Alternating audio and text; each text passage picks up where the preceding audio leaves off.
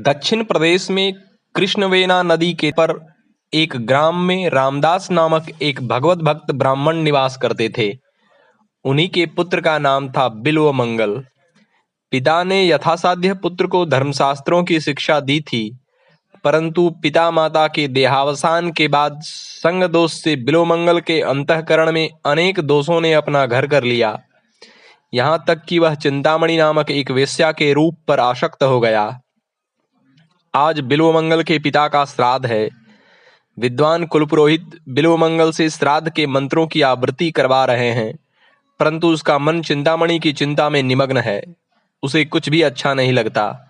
किसी प्रकार श्राद्ध समाप्त कर जैसे तैसे ब्राह्मणों को झटपट भोजन करवाकर बिल्वमंगल चिंतामणि के घर जाने को तैयार हुआ।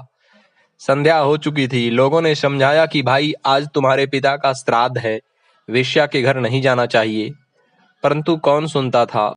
उसका हृदय तो कभी का धर्म कर्म से शून्य हो चुका था। बिल्वमंगल दौड़कर नदी के किनारे पहुंचा। अकस्मात प्रबल वेग से तूफान आया और उसी के साथ मूसलाधार वर्षा होने लगी। रात दिन नदी में रहने वाले केवटों ने भी नावों को किनारे बांधकर वृक्षों का आश्रय लिया, परंतु बिल्वमंगल पर इन सब का कोई असर नहीं पड़ा। उसने केवटों से उस पार ले चलने को कहा, उतराई का भी गहरा लालच दिया, परंतु मृत्यु का सामना करने को कौन तैयार होता। अंत में वह अधीर हो उठा और कुछ भी आगा पीछा न सोचकर तैरकर पार जाने के लिए सहसा नदी में कूद पड़ा।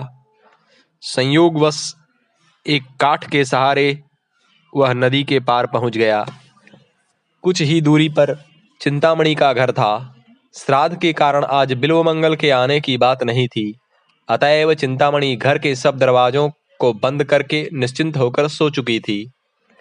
बिल्वमंगल ने बाहर से बहुत पुकारा, परंतु तूफान के कारण अंदर कुछ भी नहीं सुनाई पड़ा।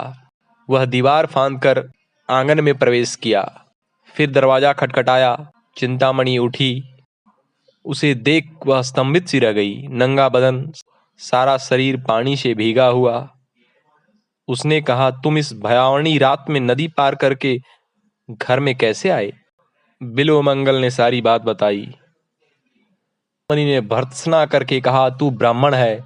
अरे, आज तेरे पिता का श्राद्ध था, परंतु एक हाड़ मांस की पुतली पर तू इतना आसक्त हो गया कि अपने सारे धर्म कर्म को तिलांजलि देकर इस डरावनी रात में यहाँ दौड़ा आया।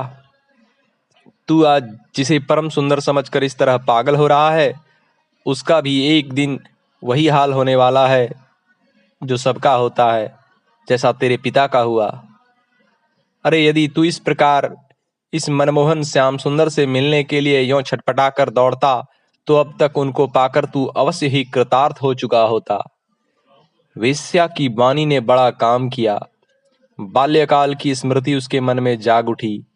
पिताजी की भक्ति और उनकी धर्मप्राणता के दृश्य उसकी आंखों के सामने मूर्तिमान होकर नाचने लगे।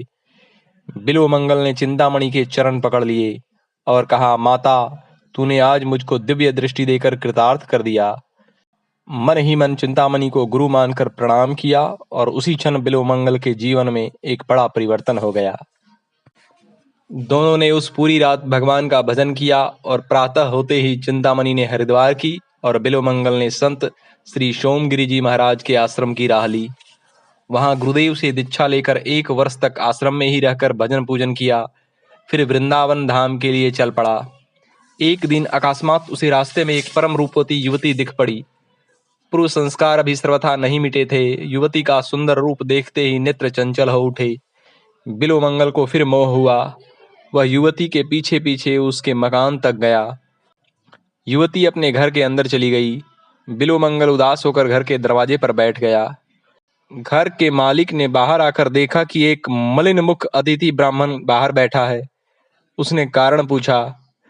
बिल्वमंगल ने कपट छोड़कर सारी घटना सुना दी और कहा कि एक बार फिर मैं उस युवती को प्राण भरकर देख लेना चाहता हूँ। तुम उसे यहाँ बुलवा लाओ। युवती उसी गृहस्थ की धर्मपत्नी थी। अतिथि वत्सल गृहस्थ अपनी पत्नी को बुलाने के लिए अंदर गया। इधर बिल्वमंगल को अपनी अवस्था का यथार्थ ज्ञान हुआ। हृदय शोक से भर गया और न मालूम क्या सोचकर उसने पास के बेल के पेड़ से 2 कांटे तोड़ लिए। इतने में ही गृहस्थ की धर्मपत्नी वहां आ पहुंची। बिल्वमंगल ने उसे फिर देखा और मन ही मन अपने को धिक्कार देकर कहने लगा कि अभागी आंखें, यदि तुम न होती तो आज मेरा मन इतना पतित नहीं होता। इतना कहकर बिल्वमंगल ने उन दोनों कांटों को दोनों आंखों में भोंक लिया। आंखों से रुधिर की अजस्त्र धारा बहने लगी। गृहस्थ और उसकी पत्नी को बड़ा दुख हुआ, परंतु वे बेचारे निरुपाय थे। बिल्वमंगल का बचा खुचा चित्तमल भी आज सारा नष्ट हो गया और अब तो वह उस अनाथ के नाथ को अतिशीघ्र पाने के लिए बड़ा ही व्याकुल हो उठा। परम प्रियतम श्री कृष्ण के वियोग की दारुण व्यथा से उसकी फूटी आंखों ने 24 घंटे आंसुओं की झड़ी लगा दी। न भूख का पता है, न प्यास का, न सोने का ज्ञान है और न जगने का। कृष्ण कृष्ण की पुकार से दिशाओं को गुंजाता हुआ बिल्वमंगल जंगल जंगल और गांव गांव में घूम रहा है। ऐसी दशा में प्रेममय श्री कृष्ण कैसे निश्चिंत रह सकते हैं। एक छोटे से गोप बालक के वेश में भगवान बिल्वमंगल के पास आकर अपनी मनमोहिनी मधुर वाणी से बोले, सूरदास जी, आपको बड़ी भूख लगी होगी, मैं कुछ मिठाई लाया हूँ, जल भी लाया हूँ, आप इसे ग्रहण कीजिए। बिल्वमंगल के प्राण तो बालक के उस मधुर स्वर से ही मोहे जा चुके थे। उसके हाथ का दुर्लभ प्रसाद पाकर तो उसका हृदय हर्ष के हिलोरों से उछल उठा। बिल्वमंगल ने बालक से पूछा, भैया तुम्हारा घर कहाँ है, तुम्हारा नाम क्या है, तुम क्या करते हो? बालक ने कहा, मेरा घर पास ही है, मेरा कोई खास नाम नहीं, जो मुझे जिस नाम से पुकारता है मैं उसी से पुकारा जाता हूँ। गौएं चराया करता हूँ, मुझसे जो प्रेम करते हैं मैं भी उनसे प्रेम करता हूँ। बिल्वमंगल बालक की मधुर वाणी सुनकर विमुग्ध हो गया। बालक जाते जाते कह गया कि मैं रोज आकर आपको भोजन करवा जाया करूंगा। बिल्वमंगल ने कहा, बड़ी अच्छी बात है, तुम रोज आया करो। एक दिन बालक बने उन नटवर नागर ने अपनी दीवाना बना देने वाली वाणी में कहा, बाबा जी चुपचाप क्या सोचते हो, वृंदावन चलोगे? वृंदावन का नाम सुनते ही बिल्वमंगल का हृदय हरा हो गया, परंतु अपनी असमर्थता प्रकट करता हुआ बोला, भैया मैं अंधा वृंदावन कैसे जाऊं?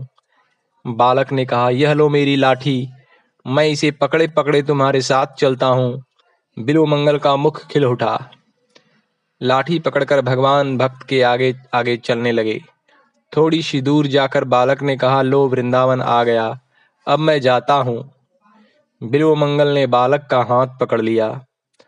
हाथ का स्पर्श होते ही सारे शरीर में बिजली सी दौड़ गई। सात्विक प्रकाश से सारे द्वार प्रकाशित हो उठे। बिल्वमंगल ने अपने मन से देखा कि बालक के रूप में साक्षात मेरे श्याम सुंदर ही है। बिल्वमंगल का शरीर रोमांचित हो गया। आंखों से प्रेमाश्रुओं की अनवरत धारा बहने लगी और भगवान का हाथ उसने और भी जोर से पकड़ लिया और कहा, अब पहचान लिया है, बहुत दिनों के बाद पकड़ सका हूँ प्रभु, अब नहीं छोड़ने वाला। भगवान ने कहा, छोड़ते हो कि नहीं? बिल्वमंगल ने कहा, नहीं, कभी नहीं। भगवान ने जोर से झटका देकर हाथ छुड़ा लिया। हाथ छुड़ाते ही बिल्वमंगल ने कहा, मुझ निर्बल पर अपना बल दिखाते हो? भगवान ने बिल्वमंगल की आंखों पर अपना कोमल कर कमल फिराया। उसकी आंखें खुल गई। नेत्रों से प्रत्यक्ष भगवान को देखकर उनकी भुवन मोहिनी अनूप रूप राशि के दर्शन पाकर बिल्वमंगल अपने आप को संभाल न सका। वह चरणों में गिर पड़ा और प्रेमाश्रुओं से प्रभु के पावन चरण कमलों को धोने लगा। भगवान ने उठाकर उसे अपनी छाती से लगा लिया। भक्त और भगवान के मधुर मिलन से समस्त जगत में मधुरता छा गई। देवता पुष्प वृष्टि करने लगे, संत भक्तों के दल नाचने लगे। हरिनाम की पवित्र ध्वनि से आकाश परिपूर्ण हो गया। भक्त और भगवान दोनों धन्य हुए। वेश्या चिंतामणि, गृहस्थ और उनकी पत्नी भी वहां आ गई। भक्त के प्रभाव से भगवान ने उन सबको अपना दिव्य दर्शन और दूध भात का प्रसाद देकर कृतार्थ किया। धन्य बिल्वमंगल, धन्य चिंतामणि। बिल्वमंगल ने चिंतामणि को अपना गुरु ही माना और अपने ग्रंथ कृष्ण करणामृत का मंगलाचरण चिंतामणिर जयती से किया। बिल्वमंगल जीवन भर भक्ति का प्रचार करके भगवान की महिमा बढ़ाते रहे और अंत में गोलोक धाम पधारे। ओम।